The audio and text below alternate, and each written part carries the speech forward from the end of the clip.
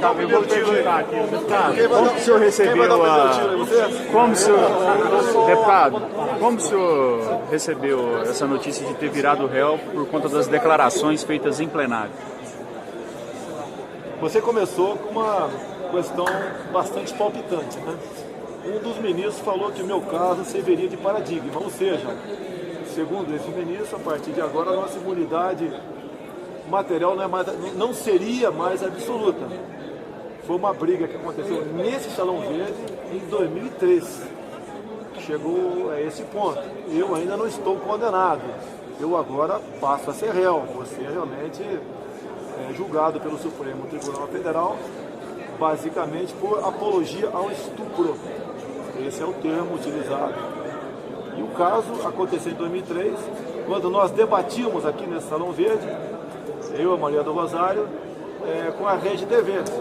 Quando ela perdeu os argumentos, no meu entender, ela interrompeu a minha fala e disse que eu era o responsável por violências, em especial aquela daquele momento que nós discutimos, que era o caso Champinha, onde ele mais 4, por 5 dias, estuprou e praticamente degolou uma jovem de 16 anos de idade. O recado que a senhora Maria do Rosário deu naquele momento é que o crime de estupro e seguido de homicídio por parte de menores de 16 a 17 anos deveria continuar sendo julgado e condenado de acordo com o ECA e não de acordo com a lei Código Penal brasileiro. O senhor se arrepende do que o senhor falou para ela? Olha, foi uma retorção que eu falei para ela, foi um ato, vamos assim dizer, reflexo. Desculpas que eu peço é para a sociedade que foi desinformada sobre a verdade dos fatos. Eu costumo dizer que o soldado que vai à guerra e tem medo de morrer é um covarde.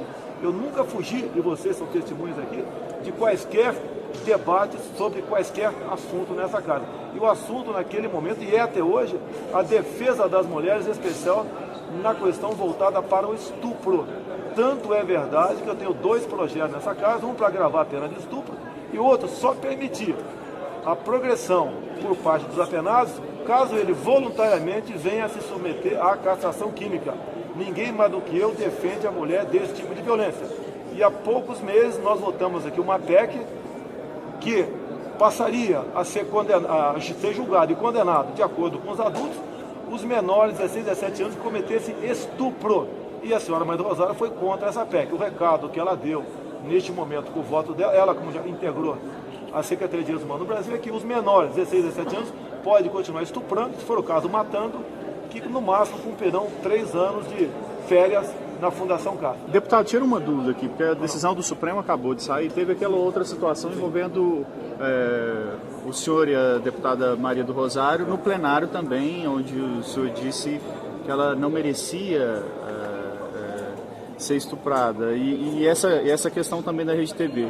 Os dois processos que o senhor virou réu são só sobre essa questão dessa participação ao vivo no debate da Rede TV ou também com relação ao plenário? Teve outro fato também, não só o plenário eu rememorei o fato. E teve uma entrevista na TV Jornal 0 Hora, onde entrou a palavra que eu não a estupraria por ser feia, ok? Isso chegou-se a essa conclusão também. O fato é o seguinte, a retorção minha, aquele ato reflexo, foi uma maneira de chamá-la de feia. Poderia ter falado outra coisa, mas naquele momento, quando eu acabei de receber uma agressão, eu como chefe de família, responsável, ser chamado de estuprador, isso eu acho que ninguém aqui que está nos ouvindo gostaria de, ou ficaria feliz, ou não tomaria uma providência qualquer, não teria um ato reflexo como eu tive. Até o ministro Marco Aurélio, que foi o meu voto a meu favor, falou que da minha parte houve um arroubo de oratória. A palavra dele foram exatamente por aí. O próprio ministro Barroso, que no final levantou a tese da relativização da imunidade material nossa, que a minha imunidade aqui é por palavras, opiniões e votos, civil e penal. Está bem claro na Constituição, e não diz na forma da lei, é bem claro isso aí. Lógico que eu espero que no futuro os ministros analisem o artigo 53 da Constituição na letra fria da lei. Tem muitos artigos na Constituição que eu não concordo, mas para que nós possamos viver em sociedade, eu e todos nós temos que respeitá-lo. Essa é uma questão. Inclusive, há poucas semanas, a representante da nova Secretaria de Direitos Humanos, do senhor Michel Temer, procurou o ministro relator, pedindo para botar em pauta o meu caso, tendo em vista o estupro coletivo no Rio de Janeiro. E muitas entidades de direitos humanos, que eu tive conhecimento até de fora do Brasil, fizeram contato com quem queriam fazer aqui no Brasil, para que esse processo meu não só fosse levado ao pleno do Supremo, bem como eu fosse condenado de forma o mais séria possível. Deputado, você acha que a prerrogativa da imunidade parlamentar está ameaçada no seu caso? Olha, o ministro Barroso falou que o meu caso serviria de paradigma. A ideia dele é começar a relativizar isso aí. Tudo aconteceu dentro da Câmara. Todas as jurisprudências, todas, são exatamente voltadas nesse sentido.